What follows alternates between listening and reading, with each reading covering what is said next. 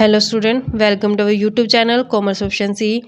आज की क्लास में कवर करेंगे डिफरेंस क्या होता है रिटर्न टू स्केल के बीच में और इकोनॉमीज ऑफ स्केल के बीच में और रिटर्न टू फैक्टर और रिटर्न टू स्केल के बीच में। लास्ट क्लास में हमने कवर किया था इंटरनल एक्सटर्नल डिसइकोनॉमीज क्या होती हैं और कैसे कौन सा रिटर्न टू स्केल है जो लागू होता है। अगर अभी तक आपने लास्ट क्लासेज नहीं देखी देखिए ताकि आपकी स्टडी में कंसिस्टेंसी बनी रहे। अगर अभी तक आपने मेरे चैनल कॉमर्स एफिशिएंसी को सब्सक्राइब लाइक और शेयर नहीं किया, सब्सक्राइब लाइक और शेयर जरूर करें और बेल आइकन जरूर प्रेस करें ताकि जब भी मैं न्यू वीडियोस अपलोड करूं सबसे पहले नोटिफिकेशन के पास जाए, आप वीडियोस को सबसे पहले देखकर आपकी स्टडी बूस्टअप हो। डिफरेंस क्या है रिटर्न टू स्केल और इकोनॉमीज ऑफ स्केल के बीच में। तो यहाँ पे रिटर्न टू स्केल भी हमने कवर किया हुआ है, इकोनॉमीज ऑफ स्केल भी कवर किया हुआ है। तो यहाँ पे डिफरेंस कवर करते हैं आज इसके बीच में क्या डिफरेंस है। It must be remember that return to scale and economies as well as diseconomy of scale are related but are not exactly the same thing. तो यहाँ पे जो रिटर्न टू स्केल होते हैं और जो economies as well as diseconomy of scale होती है रिलेटेड है, लेकिन एग्जैक्टली सेम चीज़ें नहीं है। ये फर्स्ट डिफरेंस कहता है कि जो रिटर्न टू स्केल होती है, रिटर्न टू स्केल रिलेटेड होती हैं टेक्नोलॉजिकल रिलेशन के बीच में between proportionate change in all input and the resultant change in output. जो रिटर्न टू स्केल का मतलब क्या होता है, एक टेक्नोलॉजिकल रिलेशन होता है किसके बीच में, जो प्रोपोर्शनेटली चेंज किया गया सभी इनपुट के बीच में, तो इसका रिजल्ट क्या होता है कि आउटपुट में भी चेंज मिलता है। इसको बोलते हैं रिटर्न टू स्केल। जबकि दूसरी तरफ जो return to scale refer only to the phenomena that occurs within a firm. और नेक्स्ट ये कि जो रिटर्न टू स्केल होती है ये सिर्फ एक फिनोमिना होते हैं जो विद इन अ फर्म में जो लागू होते हैं। दूसरी तरफ जो हम कंसीडर करते हैं the possibility of change in things such as, जैसे प्राइस ऑफ फैक्टर का चेंज होना, we are considering what has been called external economies and diseconomies of scale. दूसरी तरफ जब हम देखते हैं कि यहाँ पे संभावना हो जाती है जो चेंजेस की, किसके अंदर चेंजेस की, जो प्राइजेस होते हैं फैक्टर के वो चेंज होने शुरू हो जाते हैं। तो यहाँ पे देखने को ये मिलता है कि जो एक्सटर्नल या फिर एक्सटर्नल इकोनॉमी या फिर डिसइकोनॉमीज है जो स्केल की वो लागू हो जाती हैं। In other word external economy और diseconomies refer to the phenomena that occurs outside the firm. जबकि जो एक्सटर्नल इकोनॉमीज होना या फिर डिसइकोनॉमीज होना ये एक ऐसा फिनोमिना जो आउटसाइड फर्म लागू होता है। यहाँ पे return to scale within the firm, जो हमारे पास एक्सटर्नल इकोनॉमी और डिसइकोनॉमीज आउटसाइड द फर्म जो लागू होती है।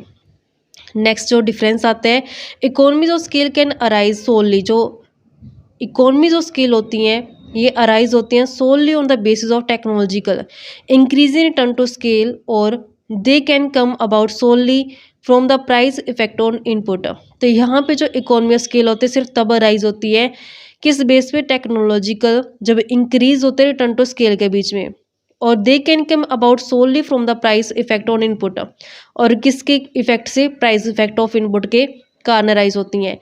Hence it is possible there to be increase in return to scale but no economies of scale. तो यहाँ पे पॉसिबिलिटी होती है कि increase in return to scale तो हो जाए लेकिन कोई ज़रूरी नहीं है कि इकोनॉमी ऑफ स्केल भी हो। If the firms must buy its input at a price that rise when the industry or firm expand production। ऐसा क्यों होता है, क्योंकि हो सकता है कि जो फर्म है उसने इनपुट को उस टाइम पे खरीदा है जब प्राइजेस क्या थे उन फैक्टर इनपुट के हाई थे। व्हेन इंडस्ट्री और फर्म एक्सपेंड प्रोडक्शन, यानी कि जब फर्म ने या फिर इंडस्ट्री ने प्रोडक्शन के लेवल को एक्सपेंड किया तो उस टाइम पे जो उसने फैक्टर इनपुट खरीदे हैं वो फैक्टर इनपुट क्या थे, हाई प्राइस पे थे। इस कारण ज़रूरी नहीं है उसको कि इकोनॉमीज हो, क्योंकि हाई प्राइस पे जब फैक्टर इनपुट यूज़ किए जाएंगे तो उससे कॉस्ट ऑफ प्रोडक्शन बढ़ जानी है। तो यहाँ पे इकोनॉमी मिलना ज़रूरी नहीं है, जबकि ठीक है इंक्रीजिंग रिटर्न उसको जरूर मिल जाएगी क्योंकि फैक्टर इनपुट बढ़ा करके आउटपुट के लेवल का जो फर्म या फिर इंडस्ट्री बढ़ा सकती है। नेक्स्ट डिफरेंस आते हैं रिटर्न टू फैक्टर के बीच में और रिटर्न टू स्केल के बीच में। हमने ये दोनों ही टॉपिक कवर किए हैं बच्चों। रिटर्न टू फैक्टर क्या होता है और रिटर्न टू स्केल क्या होता है। जो रिटर्न टू फैक्टर होते हैं ये शॉर्ट रन के अंदर लागू होते हैं जहाँ पे फिक्स फैक्टर को हम चेंज नहीं कर पाते, आउटपुट को बढ़ाना या फिर कम करना सिर्फ वेरिएबल फैक्टर की हेल्प से कर पाते थे। अगर रिटर्न टू स्केल की बात की जाए ये लॉन्ग रन के अंदर लागू होते हैं जहाँ पे सारे के सारे फैक्टर इनपुट वेरिएबल होते हैं, हम ईजिली स्केल को जो बढ़ा सकते हैं। जो इन दोनों के बीच में डिफरेंसेस को कवर करते हैं। सबसे पहला डिफरेंस कहता है returns to factor are study with reference to short period production function. जो हमारे पास रिटर्न टू फैक्टर होता है ये हम किस कंटेक्स्ट में पढ़ते हैं, short period production function context में पढ़ते हैं। जबकि जो रिटर्न टू स्केल होते हैं स्टडी की जाती है लॉन्ग पीरियड प्रोडक्शन फंक्शन के कंटेक्स्ट में, यानी कि जो रिटर्न टू स्केल लागू होते हैं वो लॉन्ग पीरियड के अंदर लागू होते हैं। नेक्स्ट जो डिफरेंस आता है कहते हैं return to factor apply when some factor are fixed and other are variable. जो रिटर्न टू फैक्टर तब लागू होते हैं जब कुछ फैक्टर फिक्स होते हैं और बाकी क्या होते हैं, वेरिएबल होते हैं। जबकि जो रिटर्न टू स्केल होते हैं ये तब ऑपरेट करता है जब सभी के सभी फैक्टर क्या होते हैं, वेरिएबल होते हैं, क्योंकि ये लॉन्ग रन के अंदर लागू होता है। लॉन्ग रन के अंदर सभी फैक्टर्स इनपुट को हम इजिली चेंज कर पाते हैं, सभी फैक्टर इनपुट वेरिएबल होते हैं। रिटर्न टू फैक्टर स्टडी किया जाता है in reference change in variable factor only. जो हमारे पास रिटर्न टू फैक्टर होता है इसमें सिर्फ वेरिएबल फैक्टर को ही चेंज कर पाते हैं, क्योंकि ये शॉर्ट रन के अंदर लागू होता है। शॉर्ट रन के अंदर फिक्स फैक्टर चेंज करना मुश्किल होता है, इस कारण से सिर्फ वेरिएबल फैक्टर को हम चेंज कर पाते हैं। दूसरी तरफ जो रिटर्न टू स्केल होता है ये स्टडी करते हैं ऑल फैक्टर क्या किया जाता है, इसमें चेंज किया जाता है सेम प्रोपोर्शन के अंदर। जो इसमें फैक्टर्स होते हैं लॉन्ग रन के अंदर वो चाहे फिक्स्ड और वेरिएबल फैक्टर दोनों को हम सेम प्रोपोर्शन के अंदर जो चेंज करते हैं। तो ये सेम प्रोपोर्शन का मतलब क्या होता है, ये हमने जब कंटेक्स्ट कवर किया था बच्चों तो उसमें मैंने अच्छे से बताया था आपको कि सेम प्रोपोर्शन क्या होता है।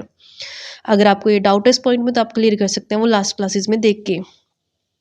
नेक्स्ट डिफरेंस आता है the main cause of the application return to factor is the variations और change in the proportion of different factor. जो मेन कारण होता है रिटर्न टू फैक्टर लागू होने का वो होता है चेंज हो जाना, वेरिएशन होना किसके बीच में, जो प्रोपोर्शन होता है। प्रपोर्शन यानी कि फिक्स्ड और वेरिएबल फैक्टर के बीच में जो प्रपोर्शन होता है उसमें चेंज आता रहता है। जबकि दूसरी तरफ रिटर्न टू स्केल की बात की जाए तो यहाँ पे जो चेंज आता है इन स्केल ऑफ प्रोडक्शन, कहाँ पे चेंज आता है, यहाँ पे change in scale of production में आता है। इस तरीके से बच्चों डिफरेंस था। आई होप कि आपको क्लियर हो गया होगा। नेक्स्ट क्लास से मिलेंगे नए टॉपिक इकोनॉमीज ऑफ स्केल और लॉन्ग रन एवरेज कॉस्ट के साथ। ऐसे रेगुलर क्लासेस देखने के लिए आप मेरे चैनल कॉमर्स प्रोficiency को सब्सक्राइब, लाइक और शेयर करें। बेल आइकन जरूर प्रेस करें ताकि जब भी मैंने वीडियोस अपलोड करूं सबसे पहले नोटिफिकेशन आपके पास जाए, आप वीडियोस को सबसे पहले देखकर आपकी स्टडी बूस्टअप हो।